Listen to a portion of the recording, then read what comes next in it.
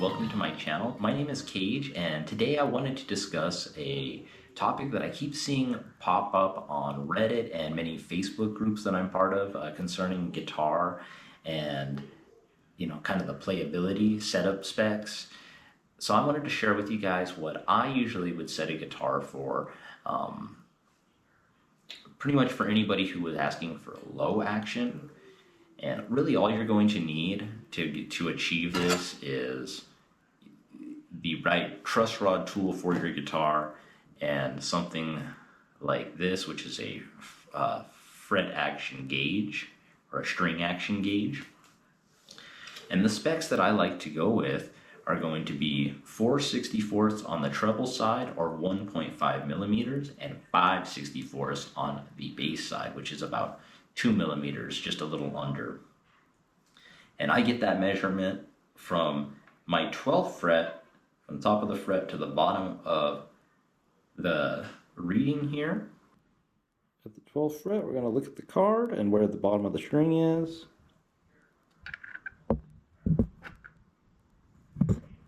Just like that.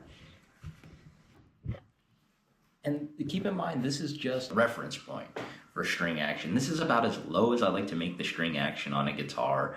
And sometimes, depending on the feel of the guitar, you might want to go a little bit higher if it can take it and you're trying to do like some super ultra crazy tapping stuff and you want your action like ultra low, you might be able to achieve a little bit lower. But that's where I start, is 4/64 treble side, 5/64 bass side.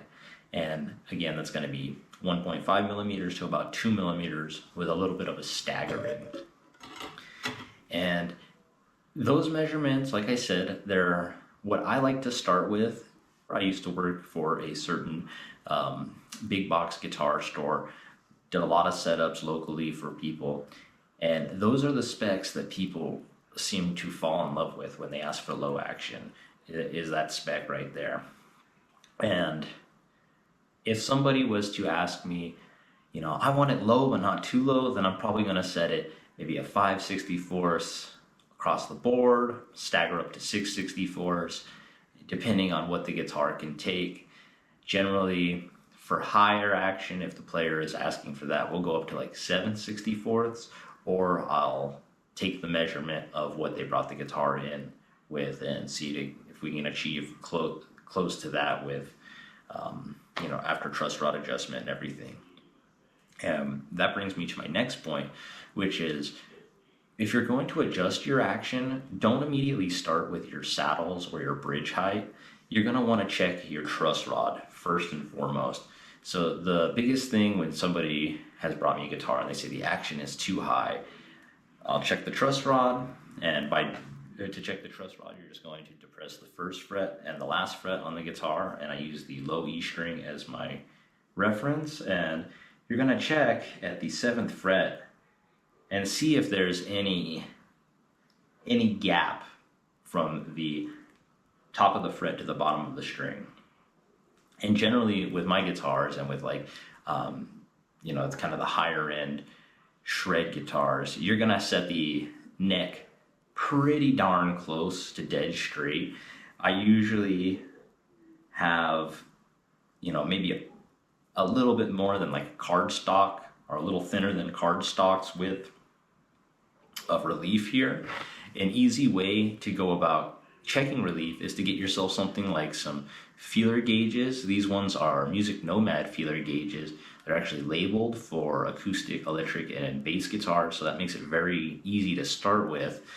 But don't rely on these. You may need to go ahead and either add some relief or take away relief depending on your instrument and how it feels for you. That's the first thing I would go with, is check that relief. If it's looking pretty good, you have there is a little bit of a gap. The neck's not dead straight. So if the strings are laying dead on the neck, then more than likely you're going to have some fretting issues on the top of the neck, or maybe in the midsection. So you want to make sure to dial in that truss rod first, which is very, very simple. If there's a gap that needs to be closed, you're going to tighten the truss rod. If there's no gap and we need to at a gap, we're going to loosen the truss rod. And you always remember lefty loosey, righty tighty. From there, if you do dial in your truss rod and you need to make some adjustments to the bridge or the saddles, I would recommend using the ruler the whole time, especially if it's not like something like a Les Paul or a Floyd Rose where it's a 2-point action adjustment. If it's something where you have individual saddle adjustment, I would go ahead and use the ruler and measure from the top of the fret to the bottom of the string all the way across, and that's going to ensure that you get the proper radius for the guitar, because I noticed that that's something that people really goof up when they're trying to dial in their action the first time, is they mess with all their saddles, and next thing you know, they've just got all these sharp spikes sitting out of their bridge, and the radius has no rhyme or reason to it. So you have your middle strings either sitting too low and your outer strings too high, or vice versa, and it just causes a whole mess. So start with your truss rod, and if you need to make any adjustments to your saddles from there, make sure that you're measuring to maintain that radius. Keep in mind, not every guitar is equal as well.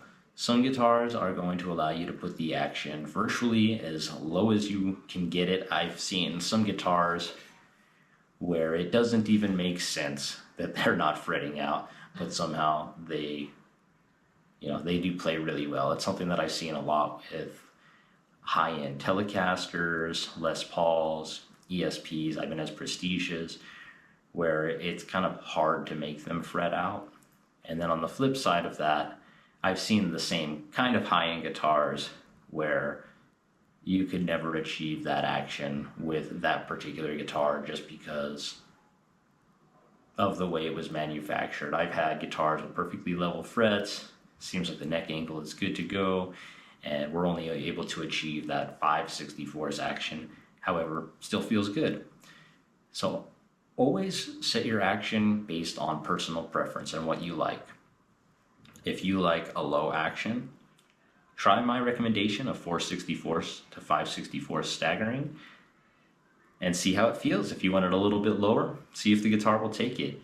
If you want it higher, if it's way too low for you, have no shame in raising it up. I hope this helps some newer players out there kind of trying to demystify string height or action.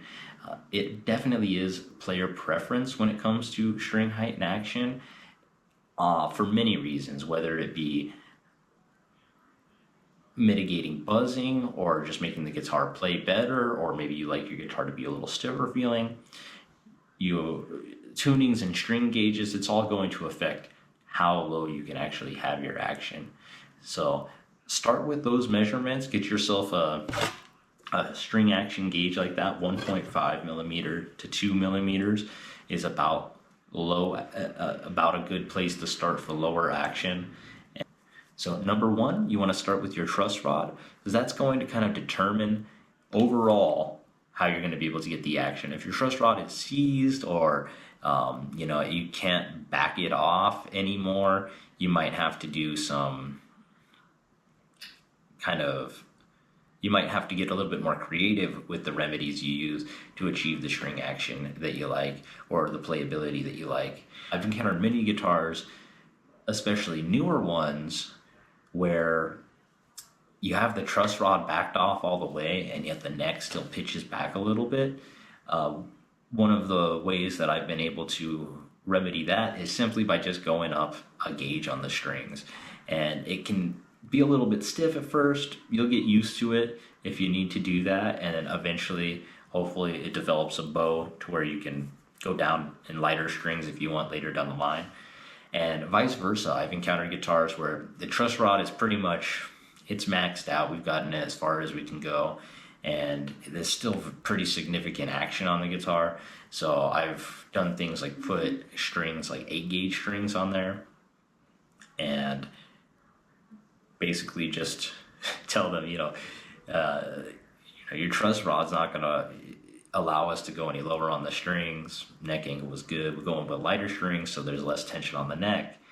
And, maybe over time it'll help the neck relax, but at least it's easier to play because those lighter strings, they're easier to move. So even with higher action, you can still kind of get around on the guitar a bit easier. So there's a few recommendations when it comes to action. If you have any questions, feel free to comment below. I'll try to either make a video or just respond to your comment and let you know my thoughts on whatever that might be. But thank you for watching, and until next time, take care.